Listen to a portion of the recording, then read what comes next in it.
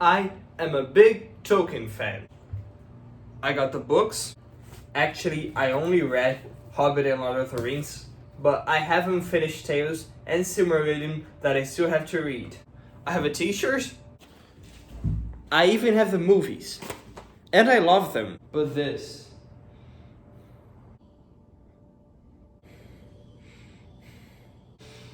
is something I hate.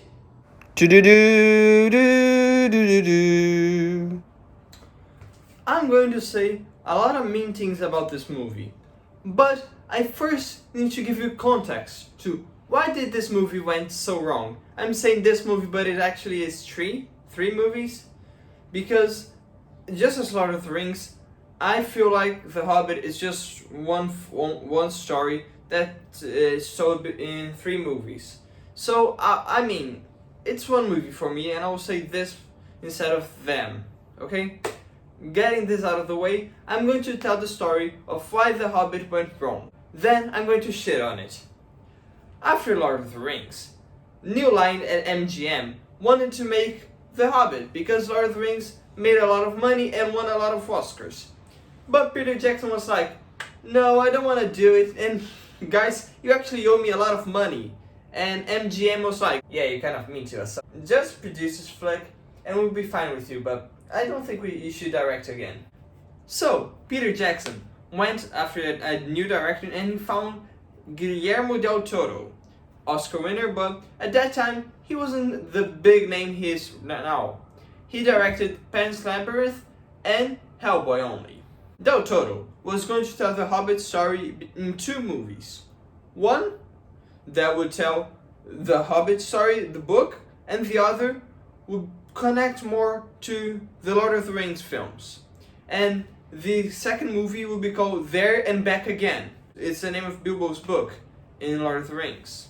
He wanted to do something fresh and original with a fun tone, a lot like the book. He wanted to mix practical effects and CGI to make something new and take the effects 10 years further. And the visuals, he wanted to do them more similar to Tolkien's original writings and drawings, more than Jackson's original Lord of the Rings trilogy. And Del Toro understood The Hobbit. He knew it couldn't be the same tone as Lord of the Rings. It needed to be something more childish, because The Hobbit is more like a fairy tale than an epic. And Del Toro knew that. And he was a very good director after Pan's Labyrinth to direct The Hobbit. But they started working on this project without MGM and New Line officially greenlighted. So yeah, they had a full script, concept arts for the sets and monsters, but it wasn't really greenlighted. So they didn't have the budget and couldn't shoot, and the shoots kept being delayed. And so Del Toro left the project after 2 years working on it because he got tired of waiting. A lot of fans started a movement to move the rights of Lord of the Rings to Warner, but for Del Toro it was already too late. So Peter Jackson started searching for a new director. He started searching on March, and only on September he himself was hired to direct this flick. Actually it was October. But there's a crazy thing. He was hired on October to start shooting in February. That's like 5 months to prepare art, hire actors, change the story because he couldn't direct what Del Toro had written, and they didn't delay the shoots. They actually shot in February, and that's crazy. They were changing the script while they were shooting the movie, and that's crazy because in a fantasy movie you have to have everything prepared beforehand, because they're big sets and you can't make big sets in a day or 2. You need months to prepare. So writing the script in the set, it was crazy, and this movie had everything to go wrong. They decided to use new technologies. They decided to shoot the film in 3D. They decided that was going to be shot in 48 frames per second when normal films are shot in 24. And they decided to shoot in digital. I will talk about that a little bit later. And the biggest change, they decided that they weren't going to make 2 movies. They were going to make a trilogy, just like Lord of the Rings. I'm going to try to be positive and start with a compliment to the movie. And basically the only compliment that I have, because the rest of the movie is shit. I really like the score of the movie, because Howard Shore composed it, and he's a great composer. He did the score for Lord of the Rings and everything. And that's all good in the movie. Now let's start shitting on it. I already said some things that went wrong in this movie. Like 48 frames per second. What sane person would shoot a movie in more than 24 frames per second? We are used to shooting everything in 24 frames per second. So shooting in 48 makes everything look weird. The movements are too fluid. They're just weird. They don't look good. You get it? It doesn't make sense. They shot the movie in 5K. Remember, that's 2011.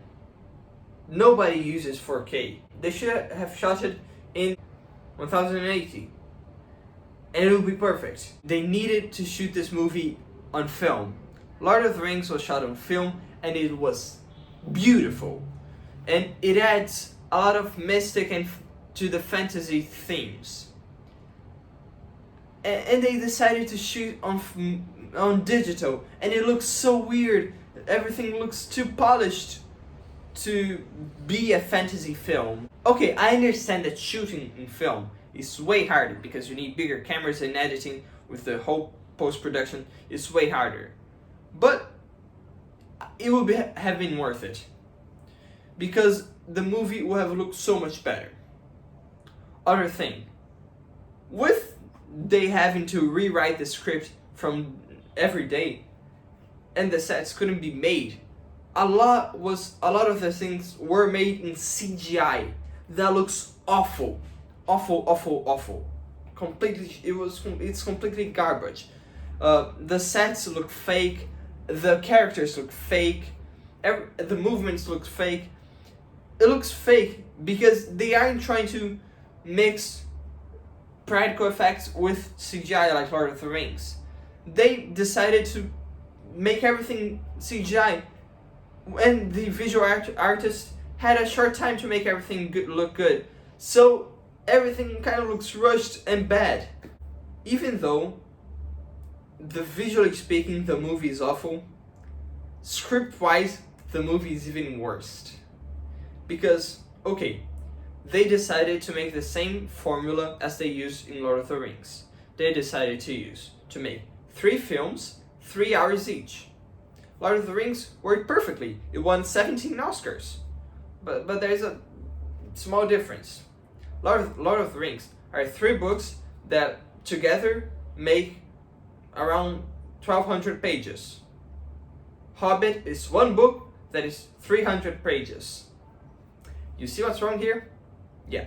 Let me go to the whiteboard to make some calculations. So 1,200 by 3 is around, 133 pages per hour.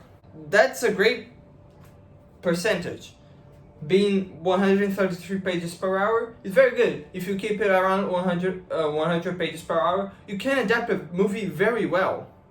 That works perfectly. But okay, see the Hobbit. It's 9 per 300. It gives you 33 pages by hour. That doesn't make sense. There isn't nearly as much story to adapt in 3 movies with 3 hours. You had to create a lot of new stories. Let me go back to the background. But Tolkien's already dead, so he can't write new story. So Peter Jackson himself wrote more stories, and they don't even make sense. He added a lot more of elves in the story. Legolas was added to the film. He wasn't in the original book. There's a big orc subplot. There's also Gandalf's journey that is showcased in this movie, what he was doing when he was away. And it's completely unnecessary. It's to tie more with Lord of the Rings. But Hobbit, it is his own story, but it's set on Lord of the Rings universe. And the Hobbit's focus was never on the One Ring, because at that time the One Ring wasn't really nothing special, because the Hobbit was written before Lord of the Rings. So the One Ring shouldn't be much part of the book, of the film, more than it is in the book. So they decided to make it look more like Lord of the Rings, even in tone-wise, when both books have nothing in common with their tone. It doesn't make sense. Peter Jackson stretched the book so much, he tried to add a little of the appendices from Lord of the Rings, but those are little stories that complement the universe. They aren't stories to be part of the story. They complement. They are not the story.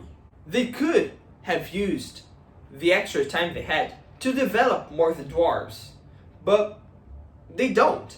I honestly can't remember the name of more than 2 dwarves. I know Thorin because he's the main one, and Balin because he's referenced in Lord of the Rings.